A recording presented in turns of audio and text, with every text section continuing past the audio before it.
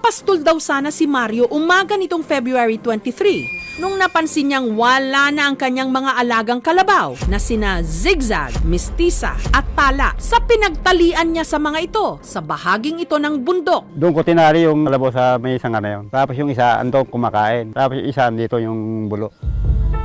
Dito sa sanga na yun, tinali yung lobby ng kalabaw dito. Nung ala naman na, yun yung sanga nabali. Matibay naman ito. Pinirsa itong puno na rin, kaya nabali yung sanga. Pagka nakakawala, bumabalik. First time namin nawala ng kalabaw. Hinala ni Mario ang kanyang mga alagang kalabaw. Ninakaw. Kaya kayod kalabaw siya ngayon sa paghahanap sa mga ito. Nakakainitan. Halos hindi na ako makatulog.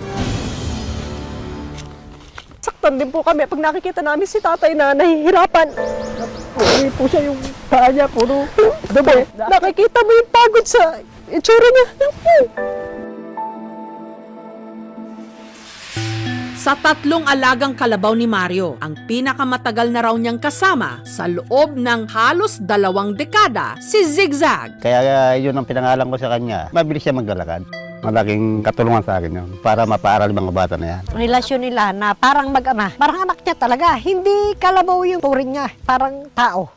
Yan na yung katuwang ng asawa ko. Magmula sa Natividad hanggang dito sa Palayan, inuwi siya ng kalabaw niya. Siguro may 1 oras. Mararamdaman na lang namin yung sungay niya, ikinakatok niya sa pinto. Babangon ako, makita ko, tulog siya sa kariton. Inuwi siya ng kalabaw niya. Bilang walang kapatid na lalaki, nagpapasalamat po kami kasi yung gawain na dapat may katuwang siya, nagagampanan po ni Zigzag. Malaki po talagang kawalan si Zigzag. 18 years na pinagsamahan nila. Parang nawalan na rin po siya ng anak. Ang ikalawa naman, si Mestiza. Nung nanganak siya, ginagatasan ko na siya. Pang baon-baon mga apo ko, pang ulam yung iba. Binebenta naman nung anak ko yung sobra. 51 botin. Habang ang pinakabata, si Tala. May puti yung buntot, tapos mayroon puti rin sa tuktok, para star. Mabait sa mga bata. Apo ko, nilalapitan, hinihimas-himas. Ang mga alagang kalabaw nga raw ni Mario ang nakatulong sa pag-aaral ng kanyang mga anak. Simula bata pa lang po kami, alaga na po siya nung tatay namin. And yung tatay namin, no read, no write po siya. Wala po siyang ibang alam na ano rin talaga. No pero trabaho. gumagawa po talaga siya ng paraan. Pang araw-araw po ma'am namin naggastusin. Halos dito na po namin kinukuha. Ilang basta kalabaw din po yun eh. Ang tagal na po namin kasama. Nasasaktan din po ako, lalo pag yung father ko. Siyempre, pagka marami siyang karap, okay siya. Pero pag talikod niya, alam mo yung lungkot, makikita mo naman po sa mata na isang tao ang lungkot eh. Kahit hindi niya sabihin. Katawan ko, masakit na rin sa kalalaka. Mahirap ma'am, talagang mawalan ng kalabaw dahil yun lang katuwang ko sa paghanap buhay. Katulad yung bukid na yan, obligadong araruin ko yan. Ano pa pamangalong ko ma'am sa lupa? Ala.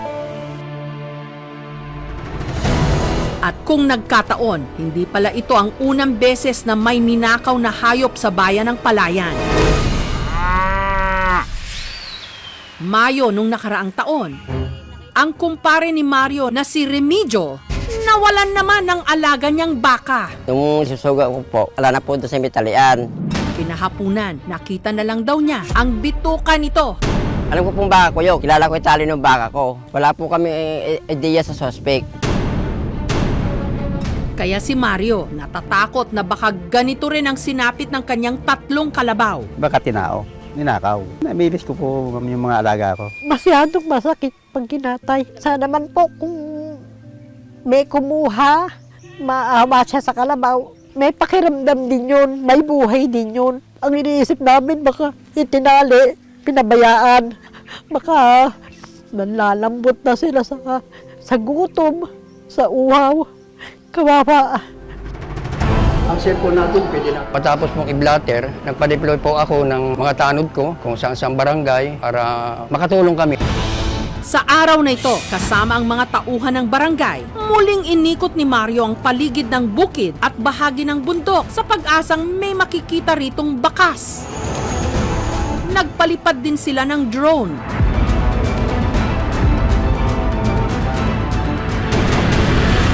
Pero walang nakita.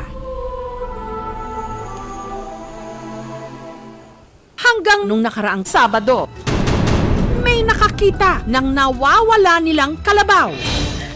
Natatanaw niyo pa lang, sana nga. Sure kayo? May nagpunta sa amin, 3 tao. Sabi niya, andun daw yung kalabaw namin. Kinakabahan ako at baka ako hindi yun. Ano, tay? Siya na ba? Siya na ba?